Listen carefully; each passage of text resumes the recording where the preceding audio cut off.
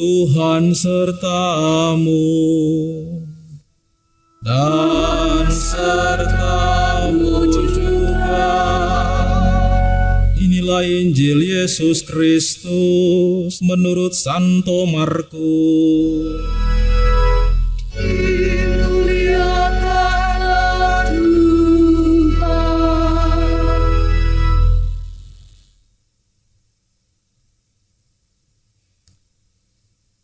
Pada hari pertama dari hari raya roti tak beragi, pada waktu orang menyembelih domba Paskah, murid-murid Yesus berkata kepadanya, "Kemana engkau kehendaki kami pergi untuk mempersiapkan perjamuan Paskah bagimu?" Lalu Yesus menyuruh 2 orang muridnya dengan pesan, "Pergilah ke kota. Di sana seorang yang membawa kendi berisi air akan menemui kamu. Ikutilah dia. Dan katakanlah kepada pemilik rumah yang dimasukinya, Guru berpesan, di manakah ruangan yang disediakan bagiku untuk makan Paskah bersama dengan murid-muridku? Lalu orang itu akan menunjukkan kepadamu sebuah ruangan atas yang besar, yang sudah lengkap dan tersedia. Di situ kamu harus mempersiapkan perjamuan Paskah untuk kita." Kedua murid itu pun berangkat. Dan setibanya di kota, mereka mendapati semua seperti yang dikatakan Yesus kepada mereka. Lalu mereka mempersiapkan Paskah. Ketika Yesus dan murid-muridnya sedang makan, Yesus mengambil roti, memberkati, memecah-mecahkan, lalu memberikannya kepada para murid, seraya berkata, "Terimalah, inilah tubuhku." Sesudah itu, ia mengambil piala, mengucap syukur, lalu memberikannya kepada para murid. Dan mereka semua minum dari piala itu. Dan Yesus berkata kepada mereka, "Inilah darahku, darah perjanjian yang ditumpahkan bagi semua orang. Sesungguhnya aku berkata kepadamu, aku tidak akan minum lagi hasil pokok anggur sampai pada hari aku meminumnya yang baru, yaitu dalam kerajaan Allah." Sesudah menyanyikan lagu pujian, pergilah mereka ke Bukit Zaitun. Demikianlah Injil Tuhan. Terpujilah Kristus.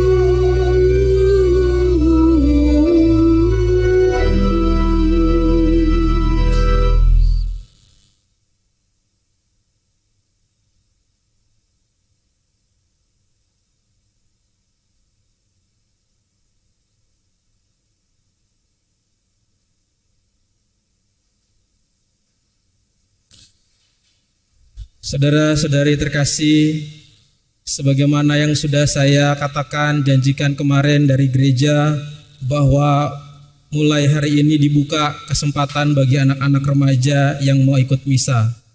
Janji itu tidak palsu, harapannya tidak palsu. Walaupun tidak ada, bukan berarti tidak ada janjinya, ya, karena memang belum ada saja anak-anaknya. Tetapi saya lihat di pagi hari sudah banyak. Mudah-mudahan minggu depan sudah ada mistinar dan juga sudah ada anak-anak remaja yang lain supaya menambah kegairahan dalam Ekaristi. Saudara-saudari, saya mau tanya, berapa banyak dari saudara-saudari yang sampai saat ini sudah lihat ke belakang dalam kehidupan kita, berapa banyak janji yang kita berikan kepada orang lain? Mungkin bisa dihitung ada 10, 20, 50, 100, atau mungkin tak terhitung lagi. Dan kalau kita lihat atau kita ingat, berapa sih janji yang sudah kita penuhi dari yang sudah kita janjikan? Setengahnya, 60%-nya, 70%-nya, 80%-nya, atau 100% kita penuhi semuanya? Pasti yang namanya manusia alasannya lupa, dan lupa. Saudara-saudari yang terkasih, tentu banyak hal apa yang telah dijanjikan ataupun orang lain janjikan kepada kita. Banyak juga yang sering-sering kelewat dan sering-sering tak terpenuhi. Maka banyak orang yang tidak kesampaian dijanjikan, tidak terpenuhi harapannya. Banyak yang mengibaratkan janjimu seperti balon, warna-warni bagus tapi gak ada isinya. Atau ada yang bilang juga janjimu seperti parfum isi ulang, wangi sih tetapi palsu. Dan bahkan juga kalau orang sudah sudah dicap sering memberikan janji palsu disebut PHP, pemberi harapan palsu.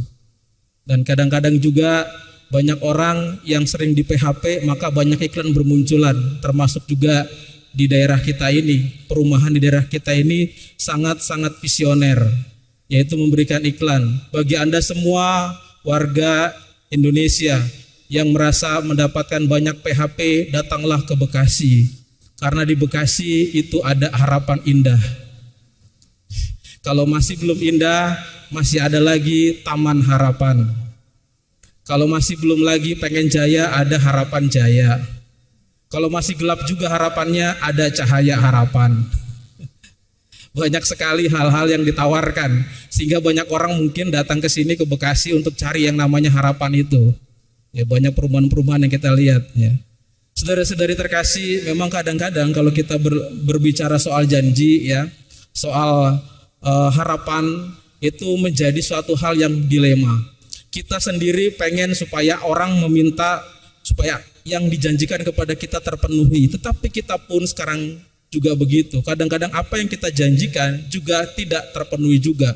Ada berbagai macam 1001 alasan.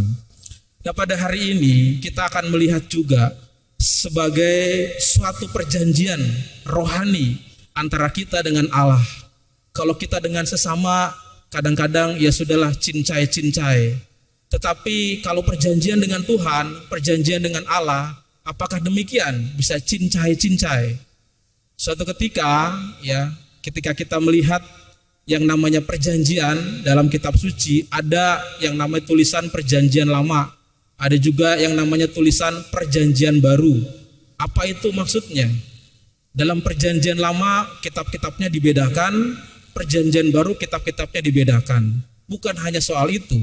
Perjanjian lama dan perjanjian baru, kalau kita lihat dari apa yang kita dengarkan dalam pada bacaan pertama kali ini, sangat jelas sekali bahwa perjanjian yang awal ketika Allah menyelamatkan bangsa Israel keluar dari perbudakan di Mesir, lalu dipimpin oleh Musa dan dibawa ke Gunung Sinai, dibuatlah sebuah perjanjian pertama itu yang disebut perjanjian lama itu.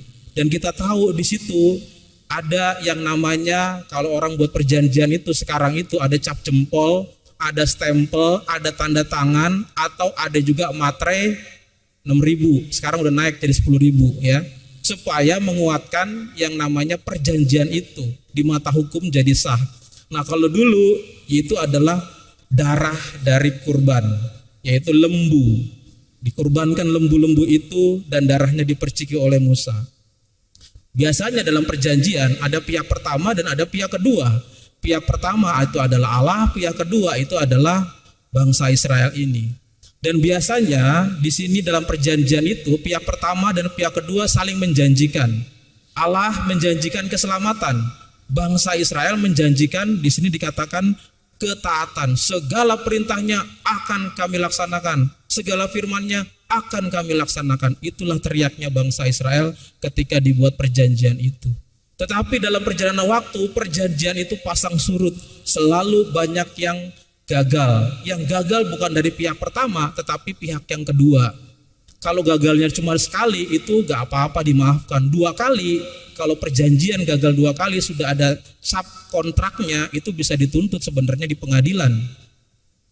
Nah, saudara-saudari bisa bayangkan bahwa perjanjian yang lama ini banyak dilanggar dari pihak kedua manusia bangsa Israel, dan sulit sekali untuk bisa memulihkan kembali karena ya tadi kesalahannya sudah banyak.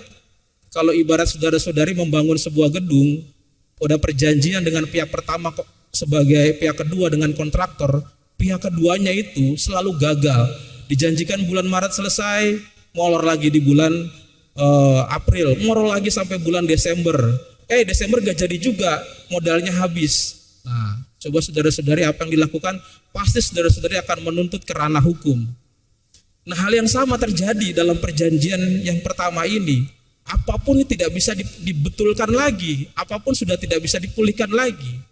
Sampai akhirnya muncul yang namanya domba Paskah yang kita dengarkan dalam Injil ini. Dalam Injil ini Yesuslah yang membaharui perjanjian itu. Karena pihak kedua Manusia tidak mungkin untuk bisa memulihkan itu, maka Yesus yang mencoba untuk memulihkan perjanjian itu. Maka perjanjian yang dibuat dalam perjanjian baru ini muncul ketika perjamuan malam terakhir. Hal ini mengingatkan peristiwa ketika Paskah bangsa Israel diselamatkan dan ada perjanjian yang pertama tadi.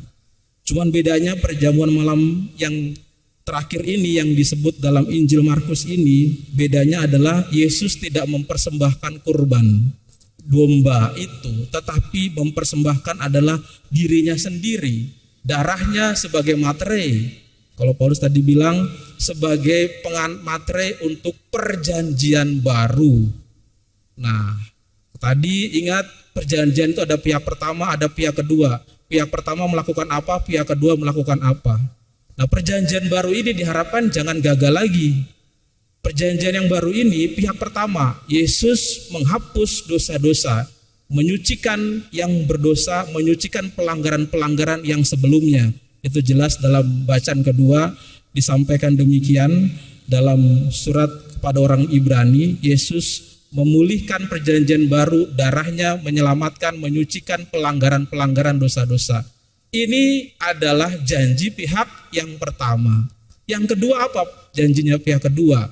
Nah, ini supaya nggak dilanggar lagi, yaitu terimalah. Inilah tubuhku, inilah darahku. Apa susahnya untuk bisa menerima? Pertanyaannya itu. Cuman diminta untuk menerima saja.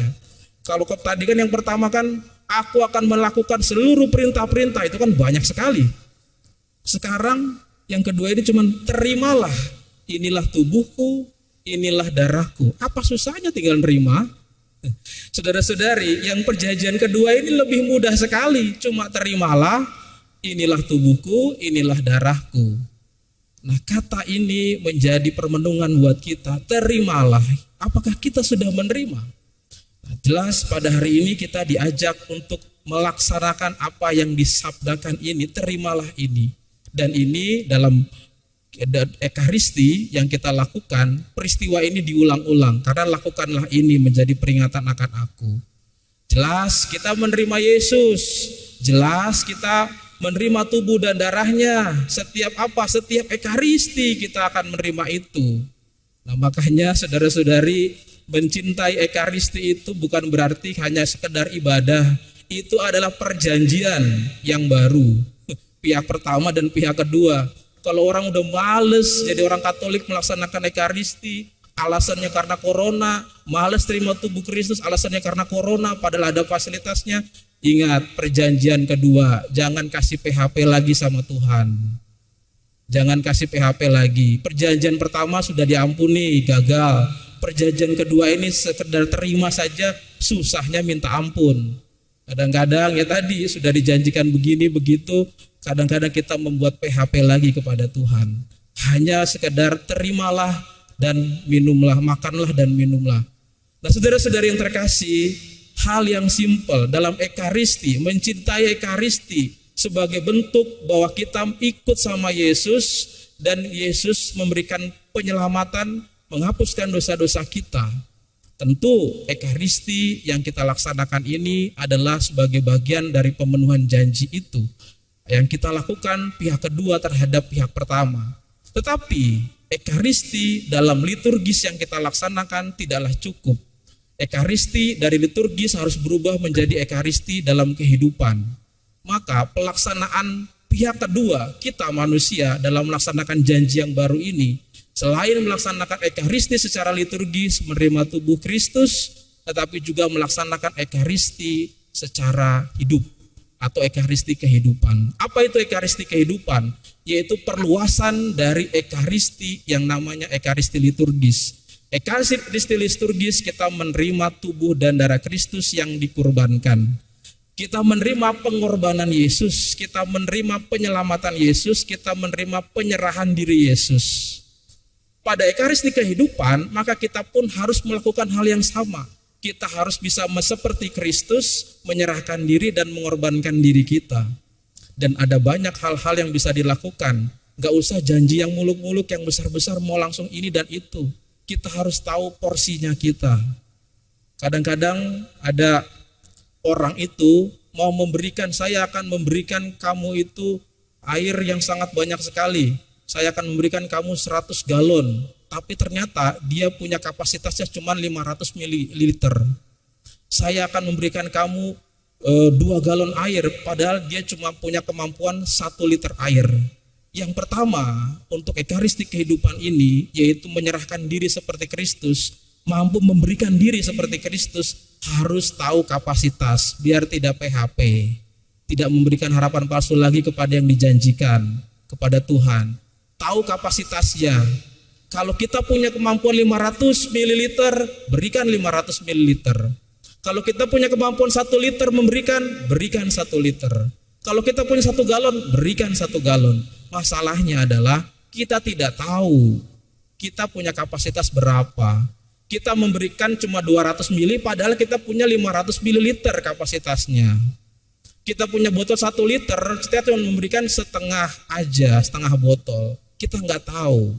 Nah, makanya untuk membuat janji yang baru ini, orang diajak untuk memberikan dirinya tahu kapasitasnya dia seperti apa, supaya janjinya realistis ya.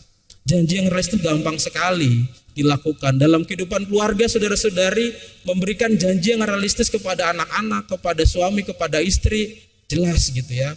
Jangan sampai memberikan janji yang muluk-muluk, mah besok bulan depan kita akan jalan-jalan ke Eropa, padahal kredit rumah belum selesai. Nah, itu nggak realistis. Janji yang realistis, ayo kita piknik di BKT, itu jelas realistis. Nah, misalnya seperti itu, misalnya ya. Jadi hal-hal yang tidak realistis janganlah diberikan janji. Mulailah memberikan diri dengan hal yang realistis yang bisa kita lakukan sebagai suatu pemberian diri kita. Walaupun cuma piknik ke BKT, tapi dengan penuh kasih sayang, itu adalah pemberian diri yang luar biasa. Nah, saudara-saudari, maka dalam perayaan tubuh dan darah Kristus ini adalah perayaan juga ingatan kembali akan perjanjian kita antara kita dengan Tuhan. Kalau kita dengan sesama banyak PHP nggak apa-apa. Kadang-kadang ya, walaupun kita banyak dituntut juga, atau ya istilahnya kita banyak cincai juga. Dia begitu, saya juga begitu. Tapi dengan Tuhan jangan sekali-kali lagi, karena yang pertama sudah gagal, yang kedua jangan sampai gagal. Supaya kedua nggak gagal, yaitu kita tahu kapasitas kita. Memberikan sesuatu yang jelas, yang realistis. Dan paling diingat juga bahwa perayaan ini adalah perayaan pemberian diri Tuhan yang harus kita terima setiap hari, setiap minggu, dan kita lakukan dalam kehidupan kita sehari-hari. Tuhan memberkati kita. Amin.